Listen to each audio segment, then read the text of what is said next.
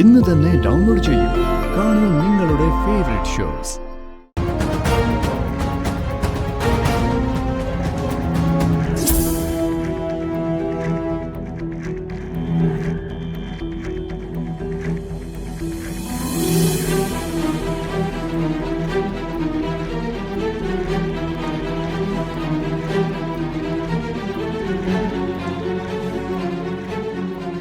അന്ന് കോവിലകം പോലെയൊരു ബംഗ്ലാവ് ഞങ്ങൾക്ക് ഉണ്ടാകുമെന്ന് ഞങ്ങൾ വീമ്പിളക്കി.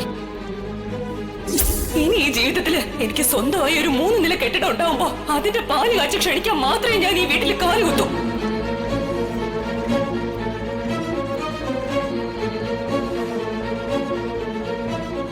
എല്ലാ പ്രതീക്ഷകളും വിശ്വാസങ്ങളും എന്നിൽ അർപ്പിച്ചുകൊണ്ടാണ് നീ എന്റെ കൂടെ ഇറങ്ങി തിരിച്ചത്.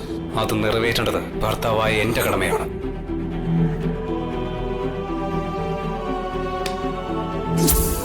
ആ ബംഗ്ലാവിന്റെ പാല് കാച്ചലിന് ക്ഷണിക്കാൻ മാത്രമേ കോവിലകത്ത് കാലുകുത്തൂ എന്ന് ഉഗ്ര ശപഥവും ചെയ്തു.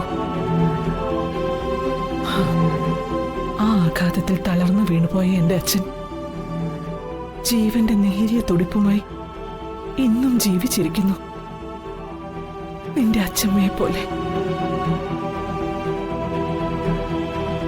ആ സംഭവത്തിന് ശേഷം ഏട്ടൻ എന്നോടുള്ള ശത്രുതയും അകലവും ഇന്നും വർദ്ധിച്ചുകൊണ്ടേയിരിക്കുന്നു.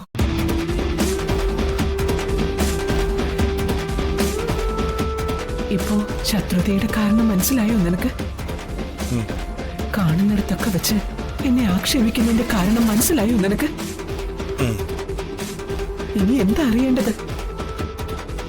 പറയുന്ന അശോക് വർമ്മയ്ക്ക് സമൂഹത്തിൽ നിന്ന് നല്ല ആദരവ് കിട്ടുന്നുണ്ടല്ലോ. പലരും കൈകൂപ്പി വണങ്ങുന്നതും കണ്ടു. അപ്പോ നമ്മൾ അറിയാത്ത എന്തോ ഒരു നന്മ അശോക് വർമ്മയ്ക്കില്ലേ? കോവിലകം പോലൊരു ബംഗ്ലാവ് സ്വന്തമായി നിർമ്മിച്ച് അതിന്റെ പാല് കാച്ചലിനെ ക്ഷണിക്കാൻ പോവാന്നുള്ള പ്രതീക്ഷ ഈ ജന്മം നടക്കില്ല. ശ്രമിക്കാഞ്ഞിട്ടല്ല, ഞാൻ ഉൾപ്പെടെയുള്ള മക്കളുടെ പിടിപ്പുകേട് അതിന് കാരണം. അത് സമ്മതിക്കുന്നു. പക്ഷേ അശോകവർമ്മ എന്ന അമ്മാവന്റെ നന്മ എന്താന്ന് അറിഞ്ഞാൽ കൊള്ളാം. അതെന്തിനാ? അച്ഛനും അമ്മയ്ക്കും പെട്ടെന്ന് ഉൾക്കൊള്ളാനാവില്ല എന്നറിയാം. എന്നാലും ഞാൻ പറയുക, നമുക്ക് കുടുംബസമേതം കോവിലകത്തേക്കൊന്ന് പോണം.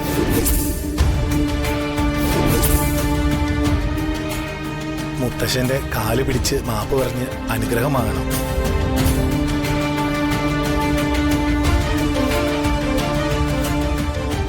ഞങ്ങള് പേരക്കുട്ടികൾ അത് ചെയ്തോളാം. അച്ഛനും അമ്മയും അതിന് സാക്ഷികളായാൽ മതി.